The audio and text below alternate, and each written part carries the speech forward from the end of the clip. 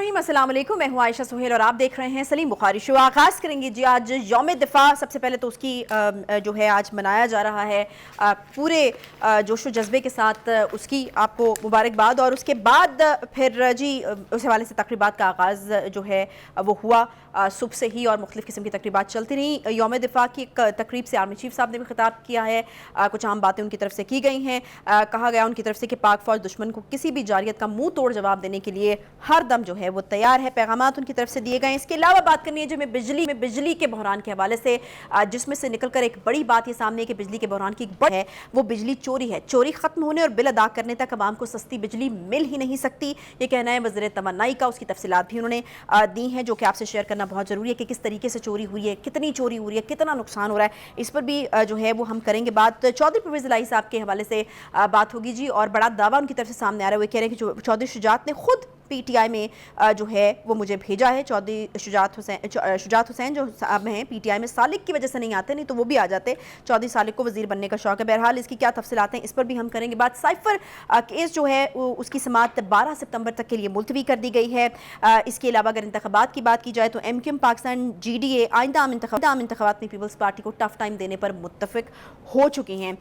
इसके अलावा Pakistan bar council के हवाले से खबर है जी कि 9 सितंबर को मुल्क की हड़ताल का ऐलान उन्होंने किया है। सदर से इंतखाबात की तारीख का मुतालबा जो है वो भी कर दिया गया है। सदर साहब की मुद्दत जो है वो ख़त्म होने में उनके ओहदे की वो भी कम टाइम रह गया है। उसको किस तरीके से डील किया जाएगा, क्या होगा क्या नहीं होगा। सदर ने 9 सितंबर को ओहदा छोड़ने या ना छोड़ने का हतमी फैसला बहरहाल जो है वो खुद से किया नहीं है अभी तक। अस्सलाम वालेकुम बुखारी साहब, ठीक ठाक? कैसी हैं आप? खैरियत से हैं? सबसे पहले तो बुखारी साहब यौम दिफा के हवाले से हम बात करेंगे। आज यौम दिफा है और पूरी कौम जो है वो उसको जोश व जज्बे के साथ मना भी रही है। यकीनी तौर पर इस हवाले से बहुत सारी बातें तो आर्मी चीफ की जो तकारीर हैं उनकी सूरत में कौम तक पहुंच चुकी हैं। वैसे भी कौम जानती है, इसलिए कि पाकिस्तान की तारीख़ में जब कौम एक हुई है उनमें से 6 सितंबर 1965 एक दिन है जब पूरी कौम जो है एक सीसा पलाई दीवार जो मिसालों में हम सुनते थे उसके मुताबिक उसने साबित किया अपने आप को। एक बात। दूसरी बात यह है कि बहादुरी और वलवले और जज्बे जो हमने 1965 की वॉर में देखे उसका कायल तो दुश्मन भी है।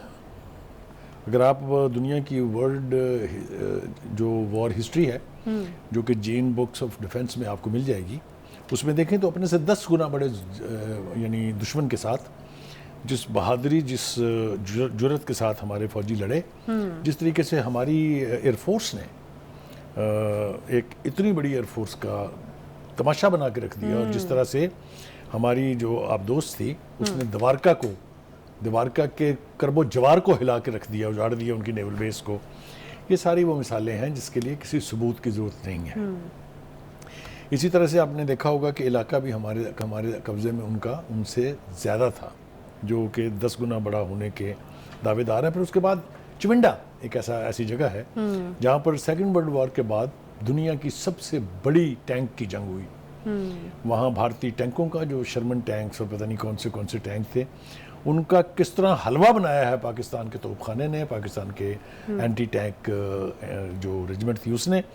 वो आज भी हिंदुस्तान जैसी बड़ा होने का दावा करने वाली फ़ौज का मुंह चढ़ाता नज़र आएगा आपको। आप देख सकते हैं म्यूज़ियम्स में जो पाकिस्तान के फ़ौजी म्यूज़ियम्स हैं उनके अंदर उन टैंकों के हिस्से बखरे जो हैं वो हमने महफूज किए हुए हैं। एक मरतबा नहीं, एक मरतबा से ज़्यादा। 1971 में भी उनका ख्याल, और इसको गालिबन टैंकों का कब्रिस्तान भी कहा जाता है। It is called Chawinda is known as the graveyard of Indian tanks. बिल्कुल ठीक कहा। उसके बाद 1971 में उनका ख्याल ये था कि वो they will have a walk over on this part of Pakistan, जो कि उनको मुंह की खानी पड़ी और इंदिरा गांधी को बिलाखिर अपनी फोर्सेस को रोकना पड़ा कि ये इतना आसान हलवा नहीं है।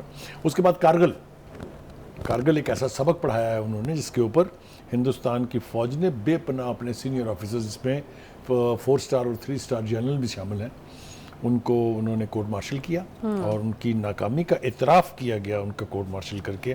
पाकिस्तान की इतनी स्ट्रॉन्ग पोजीशन थी कि ये इन्होंने श्रीनगर पठानकोट हाईवे जो है वो इनके कब्ज़े में रही 3 दिन, और चीखें मारनी पड़ी हिंदुस्तान को यूनाइटेड नेशन में जाके कि सीज़ फायर करवा दी जाए। बिलाखिर नवाज शरीफ साहब को जाना पड़ा और वो अमेरिका गए, तो उसके नतीजे में वो सीज़ फायर हुई थी। हैविंग सेड दिस, हमें अपनी अफवाज पर फ़ख्र है, कोई इसके अंदर दो राय नहीं है, ना ही कौम इस एतबार से डिवाइडेड है। It's a nuclear country, the nuclear programme is in the custody of the armed forces, that is why it is successful, that is why it is there.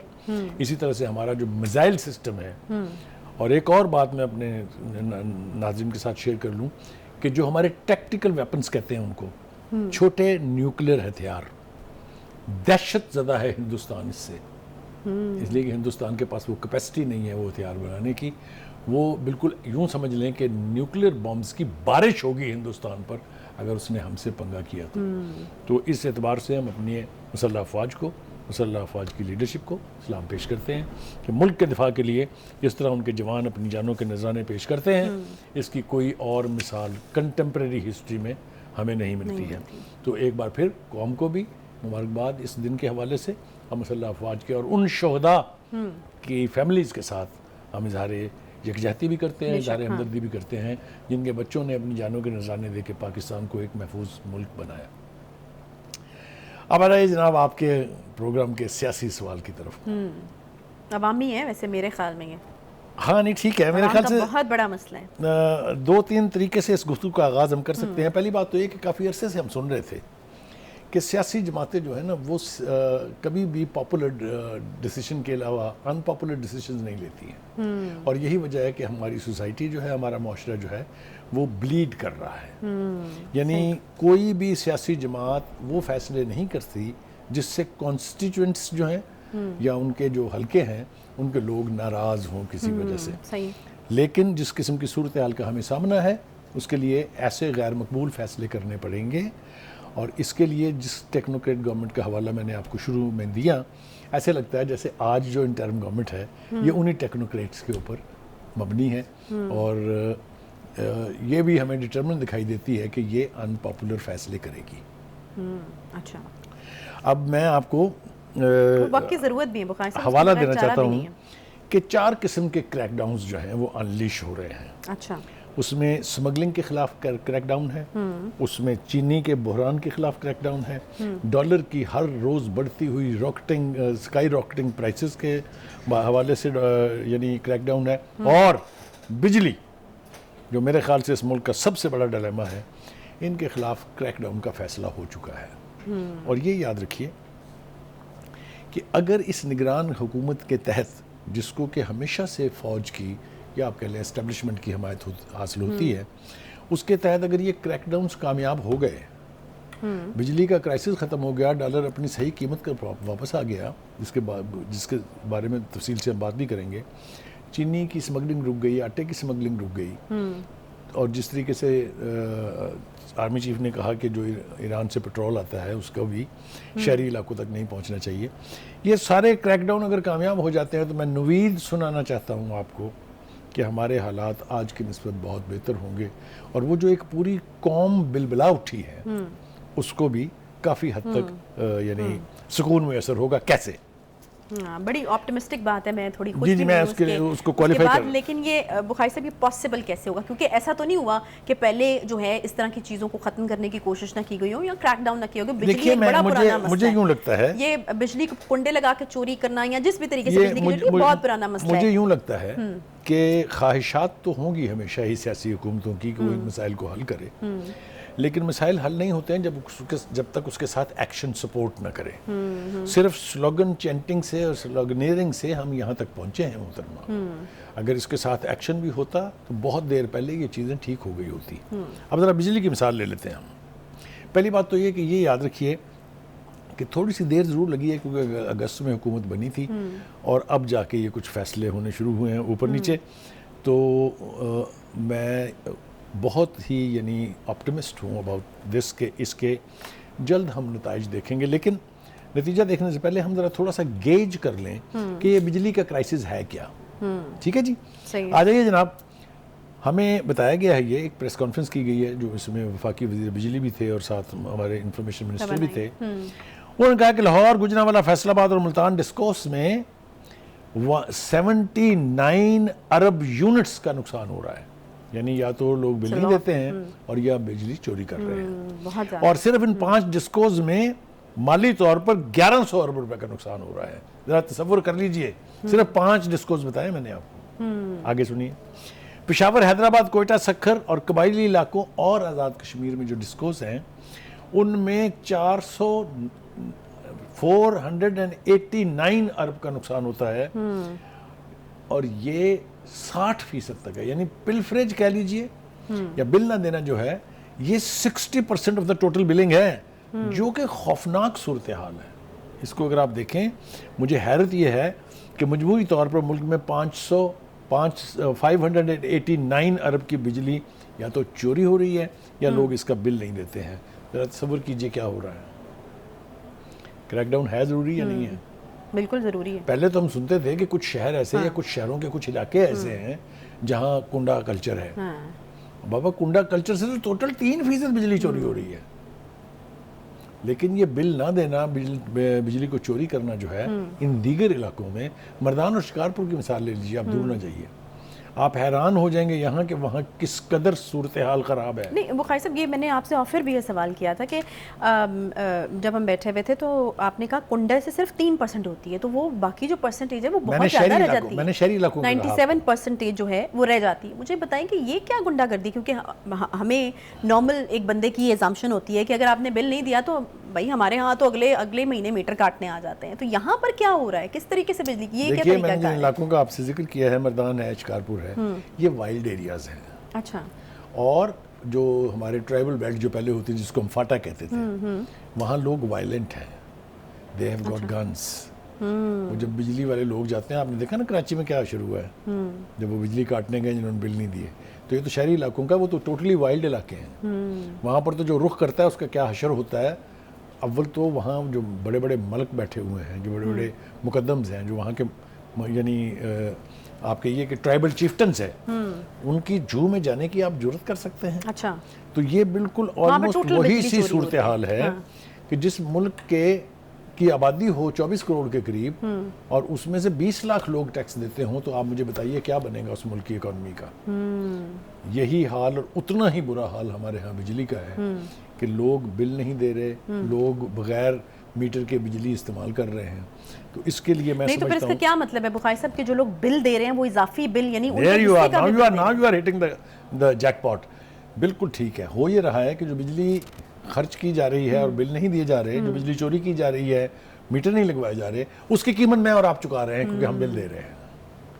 क्योंकि जो डिस्कोस हैं, जो बिजली पैदा कर रहे हैं, उन्होंने तो अपनी कैपेसिटी की कीमत लेनी है, लेनी है। ठीक है। अब जो असल बात है वो मेरे ख्याल से शेयर कर लें हम अपने नाज़रीन के साथ, वो ये है कि बिजली की चोरी की रोकथाम के लिए अल्टीमेटली इस हुकूमत ने फैसला किया है कि एक ऑर्डिनेंस जो है वो लाया जाएगा जिसका नाम है इलेक्ट्रिसिटी थेफ्ट कंट्रोल ऑर्डिनेंस। सही है भाई साहब, ये पहली दफ़ा है कि बिजली चोरी के ऊपर एक बाकायदा कानून साजी हुई है और इसके तहत जो सजाएं होंगी, फिर मैं देखूंगा बिजली कौन चोरी करता है। तो आज जिस नौयत को हम पहुंच चुके हैं कि एक गरीब आदमी जो है वो 59 रुपये फी यूनिट बिजली की कीमत अदा कर रहा है, उसकी बहुत सारी वजूहात हैं। एक बड़ी वजह तो यह है कि हमने रिजर्वायर्स ना बनाए, हमने डैम्स ना बनाए, हमने बिजली घर ना बनाए जो कि सस्ती तरीन बिजली थी।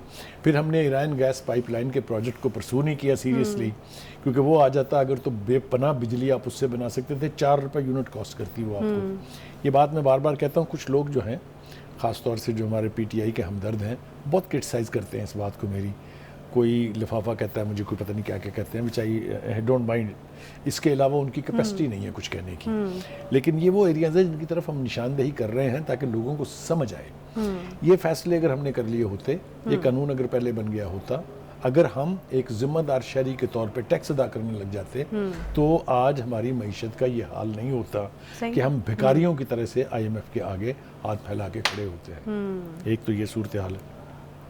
दूसरी बात यह कि ये फैसला भी हुआ है कि जो डिस्ट्रीब्यूशन कंपनीज हैं, ये डिस्कोज है, इनके अंदर भी इंतजामी तब्दीलियों की ज़रूरत के ऊपर अब आगाही हो गई है कि नहीं, ये भी इस चोर बाजारी में या तो शरीक हैं या इनके ज़ेरे साया सब कुछ हो रहा है। आप मुझे बताइए, जब आपको मैंने राखी बिठाया हुआ है, जब आप पहरेदार हैं, जब आपका काम चोरी रोकना है, जब आपका काम बगैर बिल के बिजली इस्तेमाल करने वालों को आइडेंटिफाई करके उनके खिलाफ एक्शन लेना है, और आप चुप करके बैठे हुए हैं तो मैं क्या समझूं? हाँ, या तो आप शामिल हैं या फिर आप केपेबल नहीं है कि आप उसको रोक सकें। Now you are talking. तो ये है वो मंजरनामा और वो सूरत हाल जिससे हम दो चार हैं।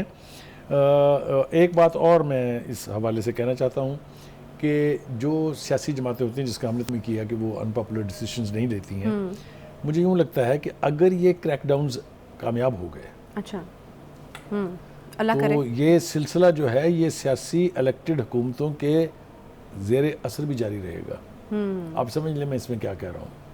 इस वक्त सब क्रैकडाउन, चारों क्रैकडाउन इनिशिएट करने की ज़रूरत थी। नहीं, मैं ये नहीं कह रहा। फिर मैं ये कह रहा हूँ कि ये चारों क्रैकडाउन जो हैं, हाँ। ये मौजूदा हुकूमत मिलिट्री इस्टेब्लिशमेंट की मदद से लॉन्च कर रही है। अच्छा, तो फिर मैं इसके स्केल का अंदाजा किया जा सकता है, इसकी इंटेंसिटी का अंदाजा किया जा सकता है। पोशीदा लफ्ज़ों में मैं ये कह रहा हूँ कि ये क्रैकडाउन इसी तरह से उन्हीं के ज़ेर असर सियासी हुकूमतों के दौरान भी जारी रहेगा। सही, अल्लाह करे अगर ये आवाम के मुफाद में और आवाम को कुछ रिलीफ मिल सकता है। अभी तो हालात ऐसे हैं कि बहुत से लोग ऐसे हैं जो कि हम रोज़ ही नई नई कहानियाँ सुनते हैं, लोगों को रोते हुए भी हमने देखा है कि किस तरीके से जो है उनकी आंखें भर आती हैं बिजली के बिलों के हवाले से बात करते हुए। हालात तकरीबन उस नहज पर पहुँच चुके हैं कि लोगों को बिल देने से ज़्यादा आसान अपनी जान लेना लगता है, खुदकुशी करना लगता है। आर्मी चीफ साहब ने भी एक बड़ी अहम बात की और वो ये थी कि मुल्की इस्तेहकाम के लिए मुआशी इस्तेहकाम जो है वो शर्त अव्वलीन है। और यकीनन आपके इल्म में है कि यहाँ पर जब रुपया डीवैल्यू होता है और डॉलर की कीमत आसमान से बातें करने लगती है तो हमें यकीनन एक धचका जो है वो लगता है। और उसकी वजह ये है कि हम बहुत सारे प्रोग्राम्स के अंदर बहुत सारे कर्जे जो हमने लिए हुए हैं, उसकी वजह से एक जो शॉक है वो यकीनन हमें लगता है डॉलर के जो रेट जब ऊपर जाते हैं उसकी वजह से। अभी कुछ अच्छी खबरें आना शुरू हुई हैं और वो कुछ इस तरह से कि डॉलर की जो प्राइस है वो थोड़ा नीचे आना शुरू है और रुपया जो है उसके मुकाबले में ताकतवर होना शुरू हुआ है। लेकिन आपको याद होगा कि इस तरह की कुछ चीज़ें जो हैं पहले भी हुई थी, थोड़ा डॉलर नीचे आता हुआ हमें नज़र आया था, एक उम्मीद बंदी थी, लेकिन उसके बाद फिर हमने एक हाइक देखी थी डॉलर की, जो है वो डॉलर एकदम से ऊपर जो है वो जाता हुआ नज़र आया था। अब ये जो चीज़ें हो रही हैं ये कंसिस्टेंट हैं, यहाँ पर जो है यहाँ से नीचे आना शुरू हो जाएंगी या अभी भी ये एक ऐसे धोखा ही है, शायद नज़र का धोखा है कि थोड़ा सा नीचे आया और फिर ऊपर चला जाएगा। बुखारी साहब, ये कोशिशें ऑब्वियसली हम देख रहे हैं कि हो रही हैं, ये इस बार जो इतना डॉलर नीचे आया है ये कंसिस्टेंसी इसकी बरकरार रहेगी या फिर वो पिछली जिसका मैंने जिक्र किया पिछली एपिसोड का वैसे वाला ही हाल होगा कि डॉलर अभी हमें दिखाएगा कुछ और फिर एकदम से एक हाई पाएगा? देखिए साहब का तजर्बे की बुनियाद पर तो मैं कह सकता हूँ कि आपने जिन खदशात का इजहार किया वो ठीक है कि कभी नीचे जाता है फिर वो एकदम से जंप करके आसमान पर चढ़ जाता है। इसकी वजूहात के ऊपर हम गौर करने बैठेंगे तो पूरा प्रोग्राम का टाइम गुजर जाएगा। बहुत सा ताल्लुक साबका हुकूमतों की पॉलिसियों से है। कुछ बैंकों ने भी तबाही मचाई जिन्होंने धड़ाधड़ डॉलर ख़रीद के बाहर भेजा है। इसके ऊपर तो ये मैं नहीं कह रहा हूँ, ये हमारे इकोनॉमिक एक्सपर्ट्स की राय है। और स्टेट बैंक उसके ऊपर खामोश तमाशा ही बना रहा, इसलिए कि हमारी महात्मा साहब की जो हुकूमत थी उसने स्टेट बैंक को FATF के कहने पर इंडिपेंडेंट कर दिया था। वो अब हुकूमत के कंट्रोल में नहीं है। Governor state bank is an independent person, इसलिए वो खामोश रहे इस सारे के ऊपर। डॉलर के हवाले से जो अच्छी खबरों की बात आपने की है इसमें कोई शुबा नहीं है कि गुज़श्ता 2 दिनों में जो डॉलर है वो 21 रुपये सस्ता हुआ है ओपन मार्केट में, जो 333 रुपये की सतह पे था और अब नीचे आके 312 की सतह पे आ गया है। तो 2 दिन में 21 रुपये का ओपन मार्केट में कम हो जाना छोटी खबर नहीं है। एक बात तो यह है। याद रहे कि वर्ल्ड बैंक के साथ हमारा जो माहिदा है उसमें ओपन मार्केट और इंटर बैंक के अंदर जो फ़र्क है, जो गैप है, वो होना चाहिए 1.2%। अच्छा, जो कि पीर तक 8.2% तक पहुंचा हुआ था। अच्छा, लेकिन अब अल्लाह का शुक्र है कि ये जो कमी हुई है इसके अंदर अब ये नीचे आके 1.25 की सतह पे आ गया है। इतना बड़ा यानी फ़र्क पड़ा है जिसकी के तारीफ करनी चाहिए। और डॉलर चूंकि कम हुआ है लिहाजा सोना भी सस्ता हो गया। आपको हैरत होगी कि फी तोला 16,800 रुपये सोना सस्ता हो गया है।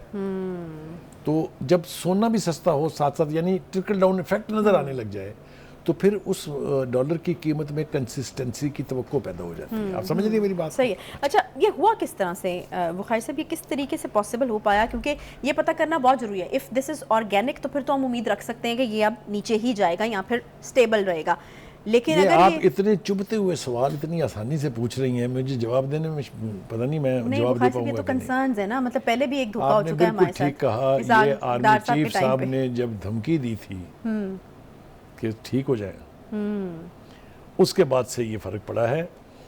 और मैं आपको ये भी तवक्को दिला रहा हूँ कि लगता ये है कि ये धमकी इस हद तक काम कर गई है कि अब अचानक हमको वो सदमाती खबर नहीं मिलेगी कि देखो डॉलर फिर कितने पहुँच गया है। एक मैंने उड़ती उड़ती सी बात सुनी है, लेकिन मुझे उससे हौसला बड़ा हुआ है कि ये मार्केट में जहाँ पर ये डॉलर का कारोबार होता है वहाँ पर सफ़ेद कपड़ों वाले लोग देखे गए, यानी वहाँ के जो मुतल्लिका लोग हैं उन्होंने शिकायत की है कि जनाब सफ़ेद कपड़ों वाले आदमी थे मौजूद जी, इसलिए डॉलर जो है वो नीचे आ गया। अब आपने इसको एलेबोरेट तो नहीं करना होगा। मैं इसके ऊपर इस तफसील में जाना नहीं चाहता हूँ। अच्छा जी, दूसरी तरफ देखें कि स्टेट बैंक ने अब एक्सचेंज कंपनियों में भी इस्लाहात का ऐलान कर दिया है। ये भी बड़ी हौसला अफजा बात है, जिसके तहत तमाम बैंकों को अपनी अपनी एक्सचेंज कंपनियां खोलनी पड़ेंगी। अच्छा, दूसरी बात यह है कि पहले कंपनी खोलने के लिए 20 करोड़ रुपए का सरमाया दरकार होता था, जिसको अब स्टेट बैंक ने 50 करोड़ कर दिया है। इसका मतलब ये हुआ कि जब ये अपनी अपनी एक्सचेंज कंपनियां खोल लेंगे तो डॉलर को स्टेबल रखने में इससे फ़ायदा पहुंचेगा, यानी इंस्ट्रूमेंटल होगा ये डॉलर की कीमत को स्टेबल रखने में। एक और बात जिसकी वजह से मुझे उम्मीद पैदा हो गई है कि शायद डॉलर अब उस तरह की उड़ान नहीं भरेगा, वो ये है कि आर्मी चीफ ने अपनी हालिया मुलाकातों में, पिछले 2-3 दिन की मुलाकातों की बात हो रही है, जो कराची में वो मिले बिजनेसमैन से, लाहौर में मिले बिजनेसमैन से, उन्होंने कहा कि सऊदी अरब और अरब अमारात 25-25 अरब डॉलर की सरमायाकारी करने का यकीन दहानी कराई है उन्होंने। आप समझिए 25 अरब डॉलर कितने होते हैं, मल्टीप्लाई करें तो आपको पता चलेगा how many 100 millions they are. दूसरी तरफ कतर और कुवैत से भी टोटल 25 अरब डॉलर जो है उसकी सरमायाकारी की तरफ इशारा किया है आर्मी चीफ ने कि ये भी आ जाएगी। अब जब ये आ जाएगा सब कुछ, इतना सरमाया यहाँ आएगा, इन सरमायाकारी होगी यहाँ, तो उसके दो नतीजे निकलेंगे। एक तो ये कि आपकी यानी जो स्पोर्टिंग इंडस्ट्री है उसमें नई फैक्ट्रियाँ लगेंगी, नई फैक्ट्रियाँ लगेंगी तो लोगों के लिए जॉब पैदा होंगे, हज़ारों लोगों को जॉब मिलेगा। इससे भी डॉलर के स्टेबलाइज रहने में और रखने में मदद मिलेगी। तो डॉलर, मेरे ख्याल से डॉलर का जो जिन है जो बोतल से बाहर आ गया था, मुझे लगता है कि उसको वापस बोतल में डालने की कोशिशों का आगाज भी हुआ है और नताइज बड़े हौसला अफजा है। यानी आप ये खुशखबरी हमें सुना रहे हैं कि डॉलर अब नहीं होता काबू से बाहर, होपफुली। yes. मैंने तो आ जा रहा है पूछने के लिए, आपको पता है अगर हो गया तो। ठीक है जी, परवेज इलाही साहब के ऊपर आते हैं। बड़ा दावा किया है फाइसा परवेज इलाही साहब ने, हम जो है वो इस तरह की खबरें देते रहे कि चौधरी शुजात साहब उनको समझाते रहे। चौधरी शुजात साहब जो हैं वो मुखालिफ थे उनके पीटीआई ज्वाइन करने के। चौधरी साहब ने मुलाकात भी की है, अंदर जाके जेल में भी मुलाकात की है, वो नहीं समझ रहे। ये तो उन्होंने बिल्कुल ही मुख्तलिफ एक दावा कर दिया। वो ये कहते हैं कि मुझे तो चौधरी शुजात साहब ने खुद पीटीआई में भेजा है। तो देखिए, मगर अफसोस की बात यह है कि उनको ये बात कहने में 1.5 साल लग गया। देखिए ना, खानदान के टुकड़े टुकड़े होने में, उनके पार्टी के जुदा होने में काफ़ी अरसे की बात है ना ये। अब सूझिए उनको कि ये कह दें कि जी मैं तो उनके कहने पे गया था, तो जनाब उनके कहने पर फिर आप वज़ीर आला क्यों नहीं बने थे पीडीएम के? उन्होंने ये भी तो कहा था कि नहीं।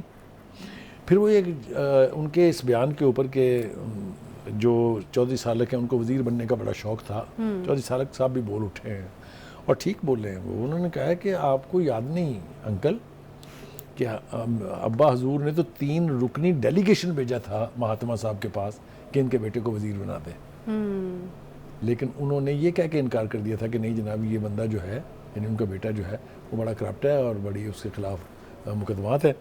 तो कहने का मतलब ये है कि चौधरी साहब आपने बहुत देर की ये गुफ्तगू करते हुए और मलबा आपने जो डालने की कोशिश की है, ये मेरा नहीं ख्याल कि ये आपका जो सौदा है ये कोई ख़रीदेगा। अच्छा, दूसरी बात यह है कि आपने फिर अपने इस जो मीडिया के साथ आपका इंटरेक्शन हुआ है उसमें आपने कहा मैं प्रेस कॉन्फ्रेंस नहीं करनी। पहली बात तो यह है कि अब उनसे कोई प्रेस कॉन्फ्रेंस करवाना भी नहीं चाहता। वक्त होता है ना हर एक चीज़ का, कुछ भी होने का एक टाइम होता है। आपको लगता है कि अब उसका फायदा, जब वो टाइम गुजर जाता है ना, फ़ायदा नहीं रहता है। लेकिन उनका जो ये इल्ज़ाम था कि जी मुझे प्रेस कॉन्फ्रेंस की खातिर गिरफ्तार बार बार किया जा रहा है, इसका तासुर ज़ायल करने के लिए जो डीजी नैब है पंजाब के सुहेल ज़फ़र चट्टा साहब, उन्होंने उनके ख़िलाफ़ जो मुकदमात हैं जो उनके ऊपर एलिगेशंस हैं उनकी तफसील शेयर की है एक प्रेस कॉन्फ्रेंस में। लाहौर के मास्टर प्लान में गलत तरीके से तब्दीलियाँ की गई और आपने इसकी वज़ीर आला के तौर पर मंजूरी दी। आपने इख्तियारात का गलत इस्तेमाल किया और इस हवाले से आपके खिलाफ पर्चा दर्ज हो चुका है। आप सुनते जाइए। आप डीजी नायब ने इल्ज़ाम लगाया कि परवेज़ लाई और उनके बेटे ने 10 अरब रुपए का फ़ायदा उठाया कोटला, और उन्होंने साथ बताया कैसे। उन्होंने कहा कि कोटला अबू बकर को जाल साजी से मास्टर प्लान का हिस्सा बनाया, चूँकि ये इलाका लाहौर से 50 किलोमीटर के फासले पर वाक़या है। ठीक है जी, सही। फिर उन्होंने कहा कि जनाब आपके ऊपर इस पर भी इंक्वायरी हो रही है कि आपने मोहम्मद खान भट्टी जो थे, जो आपके चहीते हैं, चहीते थे, चहीते रहेंगे मुझे उम्मीद है, उनको गलत तरीके से ग्रेड 22 दिया। तो ये एलिगेशन की एक लिस्ट है जो कि, और अभी आप आखिरी सुन लीजिए। उन्होंने कहा कि आपकी जो कसूर में ज़मीन है, हाँ, उसके जो दस्तावेज़ात हैं जो आपने पेश किए अदालत में, वो सारी जाली है। ठीक है, सही। तो एक पूरी लिस्ट ऑफ एलिगेशन उन्होंने अवाम के साथ आज शेयर की है। तो अब उनका वो जो कहना है कि मुझे इसलिए गिरफ्तार करते हैं बार बार कि मैं इमरान खान के साथ खड़ा हूँ, उसमें ज़्यादा जान इसलिए नहीं रहेगी कि ये सारी तफसील जो है। चलें, ठीक है। मतलब मेरा ख्याल है कि वो भी हद हो चुकी थी और अभी भी वो ये कह रहे हैं कि वो प्रेस कॉन्फ्रेंस नहीं करेंगे, तो फिर ये ज़रूरी नागुज़ीर हो चुका था कि उनके खिलाफ जो है ये चार्जशीट जो है वो पेश कर दी जाती। बहरहाल वो पेश कर दी गई है। पाकिस्तान बार काउंसिल का 9 सितंबर को मुल्कगीर हड़ताल का ऐलान है जी। सदर से इंतखाबात की तारीख का मुतालबा किया गया। बुखारी साहब, ये सदर से इंतखाब की तारीख का मुतालबा, इस पर भी हम पहले भी बात कर चुके हैं और आप ये हमें बता चुके हैं कि सदर के पास अब वो इख्तियार उस तरह से रहा ही नहीं है। तो ये किस किस्म की हड़ताल किस तरीके से प्लान की जा रही है और ये मुतालबा अब किस हद तक लॉजिकल है? देखिए, पहली बात तो ये है कि ये पाकिस्तान बार काउंसिल जो है ये पाकिस्तान की तमाम बार्स को रिप्रेजेंट नहीं करती। अच्छा, ये वो बार है जो प्रो पीटीआई है और इसीलिए वो ये मुतालबा सदर से कर रहे हैं, जो अब सदर साहब का इख्तियार नहीं रहा। मैंने पहले भी एक प्रोग्राम में कहा था, बल्कि 2 प्रोग्राम में हमने तज़किरा किया था कि आर्टिकल 57 ऑफ इलेक्शन एक्ट जो है उसमें तरमीम हो चुकी है और ये इख्तियार अब सिर्फ इलेक्शन कमीशन के पास है कि वो तारीख का ऐलान करे। सदर साहब ने ये ख्वाहिश भी की थी और कोशिश भी शायद की थी। फिर 2 अदद लोग जो है वो जाके उनसे मिले। अच्छा, उन्होंने कहा कि आप इस हरकत से बाज रहें, तो वो इस हरकत से बाज आ गए हैं। अब ये मुतालबा जो है इसकी क्या हैसियत रह जाती है, इसके बाद जो मैंने आपको बताया है वो तो हम आने वाले वक्त में देखेंगे। लेकिन इलेक्शन जो है अब होने जा रहे हैं। वो जो एक इबाम था ना कि जी इलेक्शन पता नहीं होंगे कि नहीं होंगे, लंबे चलेंगे जी, ये इंटरिम गवर्नमेंट जो है 1.5 साल पे ना चली जाए, साल पे ना चली जाए। मेरे ख्याल से इलेक्शन कमीशन के इस ऐलान के बाद कि हमने जो मुद्दत थी हल्का बंदियों की, उसमें 1 महीने की कमी कर दी है और अब इलेक्शन जनवरी के आखिर या फरवरी के अवाइल में हो जाएंगे। अच्छा। तो मेरा नहीं ख्याल कि कोई इबाम बाकी रहना चाहिए। सदर साहब जो हैं उनके बारे में अब 2 बातें और हो रही हैं। एक ये कि क्या वो 9 सितंबर के बाद सदर रहेंगे या नहीं। मुद्दत उनकी 9 सितंबर के बाद पूरी हो जाएगी।